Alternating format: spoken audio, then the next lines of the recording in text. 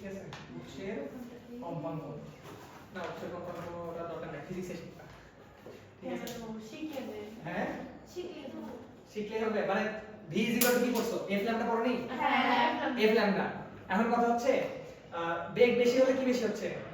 তরঙ্গ বেশি হচ্ছে তার মানে কি স্থির থাকে উৎসের ক্ষেত্রে কম্পাঙ্কটা স্থির থাকে মনে রাখবা কি স্থির থাকে কম্পাঙ্ক স্থির থাকে ঠিক আছে হ্যাঁ এটা পড়েছি তো 9 হ্যাঁ 9 এর মধ্যে ওই যে পড়ো নাই v v1 f lambda 1 v2 f lambda 2 তাহলে f কি বলা যায় v1 lambda 1 v2 lambda 2 এই অঙ্ক করো নি এইটাই সেটা তার মানে কি উৎসের কম্পাঙ্কটা স্থির থাকে মানে আমি যেটা বোঝাতে চাচ্ছি যে আলো এক মাধ্যম থেকে অন্য মাধ্যমে যাওয়ার পথে ঠিক আছে মনে করো বায়ু থেকে কোথায় যাচ্ছে পানিতে যাচ্ছে তাহলে তার দুটো জিনিস চেঞ্জ হবে কি কি চেঞ্জ হবে